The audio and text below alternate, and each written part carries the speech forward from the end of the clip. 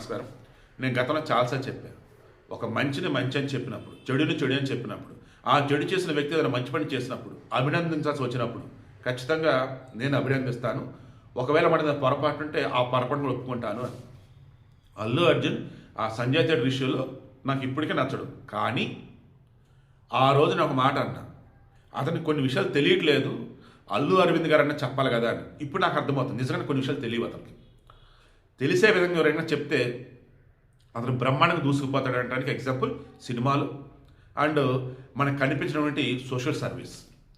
ఈరోజు IAS officer Krishna Teja చెప్తుంటే నిజంగా ఆ వీడియో లెంత్ వచ్చేసి 17 minutes. ఇప్పుడు నేను చెప్పేది 2-3 నిమిషాలు ఉంటుంది, 20 నిమిషాలు వీడియో మొత్తం చూడండి. చదువుకునే పిల్లలు, స్కూల్లో టీచర్లు, మాస్టర్లు అంతా చూడండి. ఇంట్లో ఉన్న పేరెంట్స్ ఖచ్చితంగా చూడండి. ఇంటిల్లో పాది కలిసి కూర్చొని ఈ వీడియో చూడండి. నాకు గొప్ప వ్యక్తులకు సంబంధించి వాళ్ళ స్పీచెస్ ఇస్తే వినటం ఇష్టం. నాది విఎస్ఆర్ కాలేజ్ డిగ్రీ. మేము ఇంటర్ కాలేజ్ కాంపిటీషన్ ఉన్నప్పుడు వెళ్తుండేవాడిని. మా ఈవెంట్ నాది ఎలక్షన్, డిబేటు, ఇవి సమ్టైమ్స్ ఎస్ఆర్ రైటింగ్ కూడా. నా ఈవెంట్ అయిపోగానే ఎప్పుడెప్పుడు ఫైనల్ ఫంక్షన్ జరిగితే చూస్తున్నాను ప్రైజ్ డిస్ట్రిబ్యూషన్. ఎందుకంటే అక్కడ గెస్టులు వచ్చేవాళ్ళు. ఆ గెస్టులు చెప్తారు కదా స్పీచెస్లో, అద్భుతంగా చెప్తారు. అలా ఈరోజు ఐఏఎస్ ఆఫీసర్ కృష్ణతేజ కేరళలో తను ఐఏఎస్ ఆఫీసర్ అవడానికి ముందు, ఇక్కడ ఐఏఎస్ పడటానికి ముందు తను 10th క్లాస్ అయిన తర్వాత ఇంటర్మీడియట్, బీటెక్, జాబ్, ఆ ఐటీ జాబ్ చేస్తూనే ఐఏఎస్ ప్రిపేర్ అవ్వటం, అప్పుడు ఐఏఎస్ రాకపోవటం, 4 గంటలు రావడానికి ముందు తానే కోచింగ్ ఇవ్వటం, ఆ తర్వాత తను కొడతాం, ఆ తర్వాత కేరళ వెళ్ళటం, ఆ తర్వాత వచ్చేసి సబ్ కలెక్టర్ లైక్ చేయటం, ఆ తర్వాత వచ్చి టూరిజం డీజీపీ టూరిజం డిపార్ట్మెంట్ డైరెక్టర్గా చేయటం, ఆ తర్వాత కలెక్టర్గా రావటం. అదే సమయంలో కోవిడ్ వల్ల కొంతమంది చనిపోవటం, వాళ్ళ పిల్లలు వచ్చేటికి ఈయన మామయ్య అంటూ రావటం. ఆ తర్వాత వీళ్ళకి ఏం చేయాలంటే అనుకున్నప్పుడు, వాళ్ళకి చదువుకి సాయం చేయాలనుకున్నప్పుడు ఫోన్ చేసి చేయగానే అల్లు అర్జున్ మీరు ఏమైనా చేయగలరంటే, ఇప్పుడు కాదు 4 సంవత్సరాల పాటు ఆమె నర్సింగ్ అయ్యి ఖర్చు అంతా నేను భరిస్తాను చెప్పటం. ఆ మాట వినగానే అబ్బా శభాష్ అల్లు అర్జున్ అనిపించింది. సారీ అయ్యా నేను ఎప్పుడన్నా ఏదన్నా బాధ పెట్టుంటే అనిపించింది. ఆ అల్లు అర్జున్ తర్వాత రిమైనింగ్ మొత్తం పేపర్ హెడ్లైన్స్ అని. అప్పుడు ఇంకొక వాళ్ళు వచ్చేసి మామయ్య నేను ఇంజనీరింగ్ చదవాలి, మా అమ్మ మా నాన్న లేరు. ఇక అప్పుడు ఆయన ఈ మెస్సీ ఆఫ్ కోవిడ్ ఆర్ఫాన్స్ అని చెప్పేసి అక్కడ వాళ్ళు ఎందుకంటారంటే, మెస్సీ అన్నప్పుడు బాధితుల కోసం ఉన్నటువంటి వ్యక్తి అన్నట్టు. అలా అక్కడ ఉన్నటువంటి పిల్లలందరూ కూడా ఈయన ఆదుకోవడానికి వచ్చాడని చెప్పేసి అనుకున్నారు. కారణం స్వచ్ఛ సంస్థలతో మాట్లాడి, హీరోలతో మాట్లాడి, రిమైనింగ్ వాళ్ళతో మాట్లాడి, ఏ పిల్లలైతే అమ్మ నాన్నలు లేరో కోవిడ్ వల్ల వాళ్ళు చనిపోయినారో వీళ్ళందరూ కూడా దయచేసి తీసి బ్రహ్మాండ వారిని చదివించారు. ఇక ఆయన స్పీచ్ ఉంది, అద్భుతంగా ఉంది. ఖచ్చితంగా మిస్ అవ్వకుండా చూడండి. ఇంటిలో 10 చూడండి, అందరికీ షేర్ చేయండి, అటాచ్ చేస్తాం చూడండి. మనస్ఫూర్తిగా అల్లు అర్జున్ అయితే నేను సారీ అడుగుతున్నా, ఇన్కేస్ ఎప్పుడైనా ఏదైనా బాధ పెట్టుంటే. అండ్ మనస్ఫూర్తిగా నేను అభినందిస్తూ ఉన్నా. పిల్లల చదువుకి ఉపయోగపడతామంటే అంతకు మించిన గొప్పతనం ఏముండదు. ఆయనకు చదువు విలువ అన్నప్పుడు బాగా తెలిసినప్పుడు నాకు అర్థమవుతుంది. ఆయనకు సరిగ్గా చదువు రాలా, కానీ చదువు విలువ బాగా తెలుసు. అది నాకు ఇప్పుడు అర్థమవుతూ ఉంది. అందరికీ నమస్కారం. Let me introduce my self. My name is Krishna Teja. నా పేరు కృష్ణ తేజ అండి. 2015 బ్యాచ్ ఐఏఎస్ ఆఫీసర్ని. నాకు ఇచ్చిన టాపిక్ వచ్చేసి ఎడ్యుకేషన్ గురించి మాట్లాడమన్నారు. I just thought I will share one of my lifetime experience about education. అందరిలానే నేను 10th టాపర్ని అయ్యాను, ఇంజనీరింగ్ టాపర్ని అయ్యాను. 10th ఇంటర్మీడియట్ ఇంజనీరింగ్ టాపర్ని అయిన తర్వాత ఆంధ్రాలో ప్రతి స్టూడెంట్లానే నాకు కూడా ఒక మల్టీనేషనల్ కంపెనీలో లక్షల్లో శాలరీతో ఒక మంచి జాబ్ వచ్చింది. నేను చాలా హ్యాపీగా జాబ్ చేస్తున్న టైంలో ఆ దేవుడు నాకు ఒక రూమ్మేట్ని ఇచ్చాడు. నిజం చెప్పాలంటే మా రూమ్మేట్కి అనమాట ఐఏఎస్ అవ్వాలన్న ఒక కోరిక. ఒకరోజు మా రూమ్మేట్ నాతో చెప్పాడు, తేజ నాకు ఐఏఎస్ అవ్వాలని ఉంది అని చెప్పాడు. నేను వెంబటనే ఏంటి ఐఏఎస్ అని అడిగాను. వెంబటనే వాడు నాతో అన్నాడు, జిల్లా కలెక్టర్ అవ్వాలని ఉంది అన్నాడు. నేను అప్పుడు వాడిని అడిగా, ఏంటి దాని ప్రత్యేకత, ఇక్కడ నీకు మంచి శాలరీ వస్తుంది కదా అంటే, అప్పుడు ఫస్ట్ టైం వాడు చెప్పాడు, ఒక ఐఏఎస్ అవుతే, ఒక జిల్లా కలెక్టర్ అవుతే జనాలకి ఏ విధంగా సేవ చేయొచ్చు అని చెప్పేసి. వాడు నిజం చెప్పాలంటే నన్ను మోటివేట్ చేసి వాడితో పాటు నన్ను కూడా తీసుకువెళ్ళి ఒక కోచింగ్ ఇన్స్టిట్యూట్లో ఐఏఎస్ చదవటం కోసం జాయిన్ చేశాడు.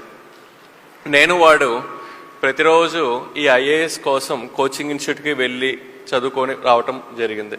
నేను ఎప్పుడైతే రోజు ఐఏఎస్ కోచింగ్కి వెళ్ళి వస్తున్నానో నాకు చిన్నగా అర్థమైంది, ఐఏఎస్ ఒక ఉద్యోగం కాదు, ఒక సేవ అని. నేను కూడా చాలా నీట్గా, చాలా కాన్సన్ట్రేటెడ్గా ఐఏఎస్ ఎగ్జామ్కి చదవటం మొదలుపెట్టాను. అలా ఫస్ట్ టైం నేను ఐఏఎస్ ఎగ్జామ్ రాశాను. నేను ఫెయిల్ అయ్యాను. నేను ఫెయిల్ అయినప్పుడు నేను అనుకున్నాను, నాకు జాబ్ చేసే టైంలో బాగా చదువుకోవటానికి టైం దొరకపోవటం వల్ల నేను ఫెయిల్ అయ్యాను అనుకొని నేను జాబ్ రిజైన్ చేసి నెక్స్ట్ 1 ఇయర్ మొత్తం 24 గంటలు ఐఏఎస్ కోసమే ప్రిపేర్ అయ్యి సెకండ్ టైం నేను ఐఏఎస్ ఎగ్జామ్ రాశాను. సెకండ్ టైం నేను ఫెయిల్ అయ్యా. సెకండ్ టైం ఫెయిల్ అయినప్పుడు నేను అనుకున్నాను, నేను 10th టాపర్ని, ఇంటర్మీడియట్ టాపర్ని, ఇంజనీరింగ్ టాపర్ని, నేను ఎలా ఫెయిల్ అవుతాను, ఇది ఒక బ్యాడ్ లక్ అయ్యి ఉంటుందని చెప్పి ఇంకొక సంవత్సరం 24 గంటల ఐఏఎస్ కోసం చదివి ఇంకొక సంవత్సరం చదివిన తర్వాత 3వసారి ఐఏఎస్ ఎగ్జామ్ రాశా. 3వసారి కూడా నేను ఫెయిల్ అయ్యా. మీరందరూ అబ్జర్వ్ చేస్తే ఆ దేవుడు నాకు జీవితంలో 3 పెద్ద సక్సెస్లు ఇచ్చాడు. 10వ తరగతి పెద్ద సక్సెస్ అయింది, ఇంటర్మీడియట్ పెద్ద సక్సెస్, ఇంజనీరింగ్ పెద్ద సక్సెస్. వెంబటనే అదే దేవుడు నాకు జీవితంలో 3 ఫెయిల్యూర్స్ కూడా ఇచ్చాడు. ఐఏఎస్ 1వసారి ఫెయిల్ అయ్యాను, 2వసారి ఫెయిల్ అయ్యాను, 3వసారి ఫెయిల్ అయ్యాను. ఎంత తెలియగలవాడికైనా 3 సార్లు ఫెయిల్యూర్ వచ్చిన తర్వాత వాళ్ళలోని కాన్ఫిడెన్స్ లెవెల్స్ అంతా కిందకి వెళ్ళిపోతాయి, వాడి మోటివేషన్ లెవెల్స్ అంతా కిందకి వెళ్ళిపోతాయి. నాకు అసలు అర్థం కాలేదు, నేనేంటి, నాకేంటి 3 సార్లు ఫెయిల్యూర్ రావటం ఏంటి అని చెప్పేసి దాదాపు 1 నెల నాలో నేను చెక్ చేసుకున్నాను, ఎందుకు నాకు ఈ ఫెయిల్యూర్ వస్తుంది అని చెప్పేసి. ఆ నెల రోజుల్లో నాలో నాకు ఒక తప్పు కూడా కనిపించలేదు. తర్వాత ఇంకొక నెల రోజులు నా ఫ్రెండ్స్ ఇంటికి వెళ్ళి ఫ్రెండ్స్ని అడిగాను అనమాట, అరే మీకు తెలుసు కదా నేను ఐఏఎస్ ప్రిపేర్ అవుతున్నాను, మీకు తెలుసా నేను ఎందుకు ఈ ఎగ్జామ్లో ఫెయిల్ అవుతున్నాను అని అడిగా. ఫ్రెండ్స్ అందరు నాతో ఉంటారు, తేజ నువ్వు తెలియగలవాడివి, నీకు బాగా గుర్తుంటాయి, నీకు కాన్సెప్చువల్ క్లారిటీ చాలా ఎక్కువ, మాకు అర్థం కావట్లేదురా నీకు ఎందుకు ఫెయిల్యూర్ వస్తుందో అని చెప్పారు. దాదాపు 1 నెల నాకు నేను పరిశీలించుకుంటే నాకు ఒక తప్పు కనిపించలేదు. ఇంకొక నెల నా స్నేహితులను అడిగినా నాకు ఒక తప్పు కనిపించలేదు. ఇంక నేను ఒక డెసిషన్కి వచ్చాను, ఐఏఎస్ నాకు రావటం కొంచెం కష్టమే అని చెప్పేసి. ఆ డెసిషన్కి వచ్చిన తర్వాత నేను ఒక ఐటీ కంపెనీకి జాబ్ కోసం అప్లై చేశాను. నాకున్న యూనివర్సిటీ క్రెడెన్షియల్స్కి నాకు వెంబటనే ఐటీ కంపెనీలో మంచి జాబ్ కూడా వచ్చింది. నాకు ఈ జాబ్ వచ్చిన విషయం నేను నా ఫ్రెండ్స్ అందరికీ ఫోన్ చేసి చెప్పానమాట, అరే ఇంకా నేను ఐఏఎస్ ఎగ్జామ్ రాయట్లేదు, ఐటీ జాబ్కి తిరిగి వెళ్ళిపోతున్నాను అని చెప్పేసి. నేను ఎప్పుడైతే ఈ విషయం నా ఫ్రెండ్స్కి చెప్పానో నా ఫ్రెండ్స్ నుంచి ఈ విషయం నా శత్రువులకు కూడా వెళ్ళింది, నా ఎనిమీస్కి కూడా తెలిసింది. నెక్స్ట్ డే మార్నింగ్ ఒక 6:30-7కి 3 నన్ను చూడటానికి నా రూమ్కి వచ్చారు. వాళ్ళు బెల్ కొట్టారు, నేను డోర్ ఓపెన్ చేశాను. నిజం చెప్పాలంటే వచ్చింది 3 శత్రువులు. వచ్చింది నన్ను పలకరించడానికి కాదు, నన్ను ఎక్కిరించడానికి అనమాట. సరే శత్రువులైనా సరే నా రూమ్ దాకా వచ్చారు కాబట్టి ఆ 3 లోపలికి రమ్మని చెప్పాను, కూర్చోమని చెప్పాను. అందులో ఫస్ట్ శత్రువు నాతో కూర్చున్న తర్వాత, తేజ నువ్వు చాలా మంచి పని చేసావు, నీకు ఐఏఎస్ రావటం కష్టమే, నీకు ఐటీ జాబ్ చాలా కరెక్ట్ అన్నాడు. నేను ఓకే అని చెప్పాను. రెండో శత్రువు అన్నాడు, తేజ నీకు ఐఏఎస్ అసలు రాదు, నీకు ఐటీ జాబే కరెక్ట్ అన్నాడు. నేను సరే అన్నా. మూడో శత్రువు అన్నాడు, తేజ నీకు ఐటీ జాబ్ కరెక్ట్ అన్నాడు. నేను సరే అన్నా. ఆ 3 శత్రువులు నాతో మాట్లాడిన తర్వాత నేను ఆ 3తో చెప్పాను, నాకు తెలుసు నాకు ఐఏఎస్ రావటం కష్టమే అని, కాకపోతే నాకు అర్థం కానిది ఏంటంటే ఎందుకు నాకు ఐఏఎస్ రావటం కష్టం అని. అప్పుడు ఫస్ట్ శత్రువు నాతో చెప్పాడు, తేజ ఏం లేదు, ఐఏఎస్ ఎగ్జామ్లో 2000 మార్క్స్కి రిటర్న్ ఎగ్జామినేషన్, నీ హ్యాండ్ రైటింగ్ కొంచెం బాగోదు కదా, అందుకని నీకు తక్కువ మార్క్స్ వస్తున్నాయి, అందుకని నీకు ఐఏఎస్ రావట్లేదు అని చెప్పాడు. వాడు చెప్పింది నిజమే, నా హ్యాండ్ రైటింగ్ బాగోదు, కాకపోతే నాకు తెలియంది ఏంటంటే నా హ్యాండ్ రైటింగ్ కారణం వల్ల నాకు ఐఏఎస్ రావట్లేదన్న ఒక విషయం. రెండో శత్రువు నాతో చెప్పాడు, తేజ ఐఏఎస్ ఎగ్జామ్లో 2000 మార్క్స్కి రిటర్న్ ఎగ్జామ్ కదా, ఏదైనా క్వశ్చన్ ఇస్తే దానికి సమాధానం నువ్వు 1వ పాయింట్ 2వ పాయింట్ 3వ పాయింట్ అని పాయింట్ వైజ్ రాస్తావు, కానీ ఐఏఎస్లో మంచి మార్క్స్ రావాలంటే ఒక విషయం మంచి లాంగ్వేజ్లో కథలాగా రాస్తే ఎక్కువ మార్క్స్ వస్తాయి, నీకు అది తెలియదు అని చెప్పాడు. వాడు చెప్పింది కరెక్టే, నేను ఇంజనీరింగ్ స్టూడెంట్ని, ఏదైనా క్వశ్చన్ ఇస్తే 1వ పాయింట్ 2వ పాయింట్ 3వ పాయింట్ ఎట్లా రాయాలో నాకు తెలుసు, కానీ ఒక విషయం మంచి భాషలో ఒక ఆర్ట్స్ స్టూడెంట్ రాసే విధంగా రాయటం నేను ఎప్పుడు నేర్చుకోలేదు, నాకు తెలియదు. మూడో శత్రువు చెప్పాడు, తేజ నువ్వు ఏం మాట్లాడినా చాలా సూటిగా మాట్లాడతావు, కానీ ఇంటర్వ్యూలో చాలా డిప్లొమాటిక్గా మాట్లాడితేనే మంచి మార్క్స్ వస్తాయి, అది నీకు తెలియదు, అందుకని నీకు ఐఏఎస్ రావట్లేదని చెప్పాడు. అట్లా 3 శత్రువులు నాకు 3 కారణంగా చెప్పి వాళ్ళు తిరిగి వెళ్ళిపోయారు. ఆ క్షణంలో నాకు జీవితంలో ఒక సత్యం అర్థమైంది. ఏంటి అంటే, మన జీవితంలో పాజిటివ్స్ ఏంటో తెలుసుకోవాలి అంటే మనం ఎవరిని అడగాలి? మన ఫ్రెండ్స్ని అడగాలి. అదే మన జీవితంలో నెగిటివ్స్ ఏంటో తెలుసుకోవాలంటే మనం అడగాల్సింది డైరెక్ట్గా వెళ్ళి మన శత్రువుల్ని. కారణం ఏంటి? మన శత్రువుల యొక్క పని ఏంటి? 24 గంటలు మనల్ని అబ్జర్వ్ చేస్తూ మనలో ఉన్న నెగిటివ్స్ ఐడెంటిఫై చేయటం మన శత్రువుల పని. సో మనకన్నా మనలో ఉన్న నెగిటివ్స్ ఎవరికి తొందరగా తెలుస్తాయి? మన శత్రువులకి. నాకు నా శత్రువుల కారణం వల్ల చాలా క్లియర్గా అర్థమైంది నాకు ఐఏఎస్ రాంది 3 కారణాలు. హ్యాండ్ రైటింగ్, నేను సమాధానం ఎలా రాస్తున్నాను అనే విషయం మీద, నేను మాట్లాడే విషయం మీద.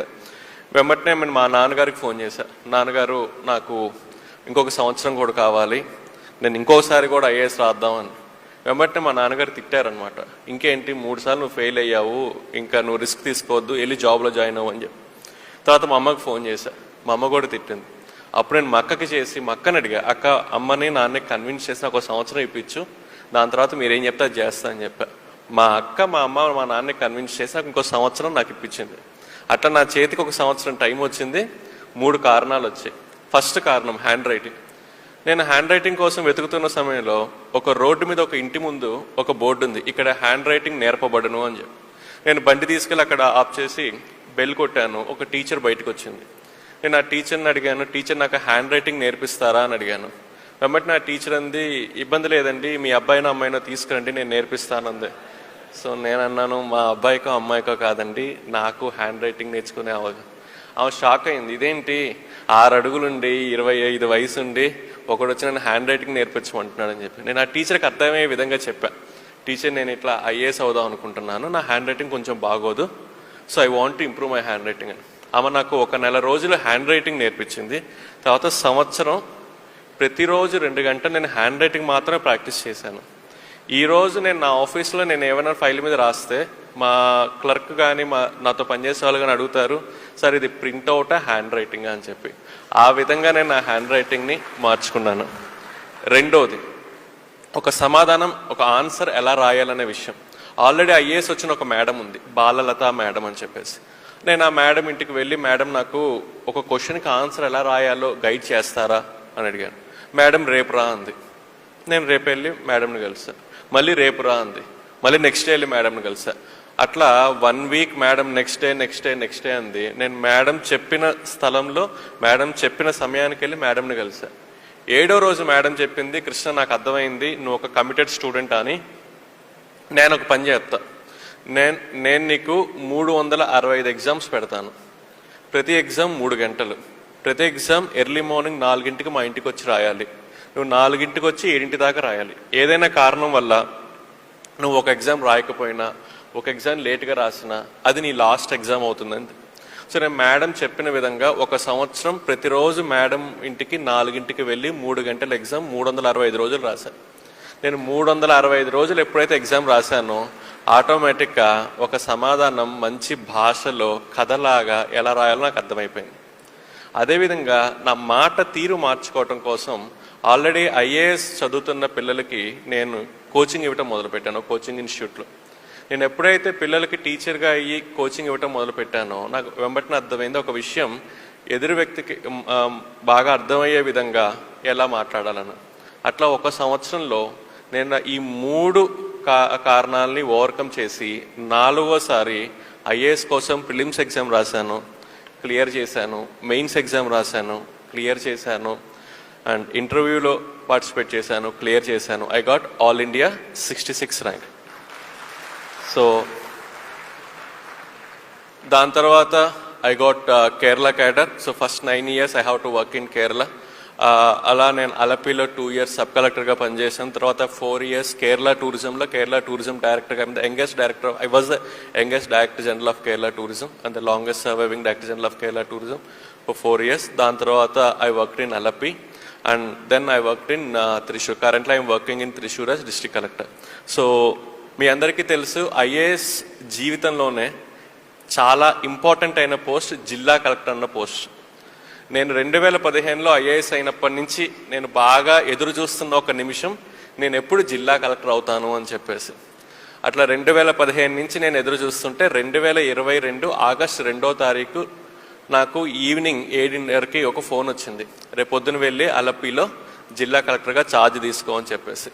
అట్లా ఆగస్టు 3వ తారీఖు 2022 నేను అల్లపురాలో జిల్లా కలెక్టర్గా ఛార్జ్ తీసుకున్నాను. జిల్లా కలెక్టర్గా ఛార్జ్ తీసుకున్న తర్వాత నేను బాగా ఈగర్గా వెయిట్ చేస్తున్న ఒక క్షణం, నేను జిల్లా కలెక్టర్ అన్న పోస్ట్లో సైన్ చేయబోతున్న ఫస్ట్ ఫైల్ ఏదై ఉండొచ్చు అని చెప్పేసి. అట్లా బాగా ఈగర్గా వెయిట్ చేస్తున్నప్పుడు ఒక క్లర్క్ ఒక ఫైల్ పట్టుకుని ఒక క్యాబిన్లోకి వచ్చింది. నేను క్లర్క్ని అడిగాను, ఏంటి ఆ ఫైల్ అని చెప్పేసి. అప్పుడు ఆ క్లర్క్ చెప్పింది, సార్ వర్షాలు పడుతున్నాయి కదా, రేపు పిల్లలకి హాలిడే ఇచ్చే ఫైల్ సార్ అంది. సో నా జీవితంలో జిల్లా కలెక్టర్గా నేను సైన్ చేసిన ఫస్ట్ ఫైల్ ఏంటయ్యా అంటే పిల్లలకి హాలిడే డిక్లేర్ చేయటం. నార్మల్లీ పిల్లలకి హాలిడే ఇస్తేనే వాళ్ళు భయంకరంగా సంతోషంగా ఫీల్ అవుతారు. అది ఫస్ట్ ఫైల్, ఫస్ట్ సిగ్నేచరే హాలిడే ఇస్తే they were very very happy. So జిల్లా కలెక్టర్ ఫస్ట్ ఫైలే పిల్లలకి హాలిడే డిక్లేర్ చేయటం అనేది ఒక పెద్ద న్యూస్ అయిపోయింది అనమాట.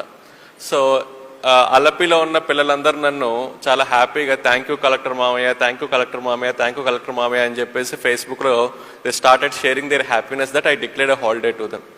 అట్లా ఒక 2 weeks తర్వాత ఒక అమ్మాయి నన్ను చూడటానికి వచ్చింది. నేను అడిగాను, ఏంటమ్మా ఇంటికి వచ్చావు అంటే అమ్మాయి చెప్పింది, అందరం మిమ్మల్ని కలెక్టర్ మామయ్య అని పిలుస్తున్నారు కదా, సో నేను కూడా ఒక చనువు తీసుకొని మిమ్మల్ని ఒక సహాయం కోసం వచ్చాను అంది. ఏం సహాయం కావాలి అన్నాను. అప్పుడు అమ్మాయి నాతో చెప్పింది, మా నాన్నగారు కోవిడ్ టైంలో చనిపోయారు, నాకు నర్సింగ్ చదువుకోవాలని చెప్పి చాలా కోరిక, కానీ మా అమ్మకి నర్సింగ్ ఫీ పే చేసే స్థితి ఈరోజు ఈ నర్సింగ్కి ఫీ పే చేసే పరిస్థితి ఈరోజు మా ఇంట్లో లేదు అని చెప్పింది అనమాట. అప్పుడు నేను అడిగాను, ఏం కావాలి అంటే, నాకు ఎవరైనా స్పాన్సర్ని చూస్తారా నర్సింగ్కి ఫీ పే చేయడానికి అని. నేను ట్రై చేస్తానని చెప్పి అప్పుడు నాకు తెలిసిన చాలా పెద్ద హీరో అయిన శ్రీ అల్లు అర్జున్ గారికి ఫోన్ చేశా, ఇట్లా ఒక అమ్మాయి ఉంది, మీరు ఏమైనా హెల్ప్ చేస్తారా అంటే అప్పుడు అల్లు అర్జున్ గారు కూడా 1 సంవత్సరం కాదు 4 సంవత్సరాలకు కావాల్సిన ట్యూషన్ ఫీ, హాస్టల్ ఫీ మొత్తం నేనే పే చేస్తానని చెప్పి మొత్తం ఆయన కాలేజ్లో పే చేశారు. ఈ అమ్మాయి కాలేజ్కి వెళ్ళి రావటం మొదలుపెట్టింది. మీకు తెలుసు కదా, అల్లు అర్జున్ గారు సహాయం చేశారంటే అది ఆబ్వియస్లీ ఇంకా పెద్ద న్యూస్ అయిపోతుంది. సో అది కేరళ మొత్తం పెద్ద న్యూస్ అయిపోయింది అనమాట. ఆ న్యూస్ చదివి నెక్స్ట్ డే ఇంకొక అమ్మాయి నన్ను చూడటానికి వచ్చింది.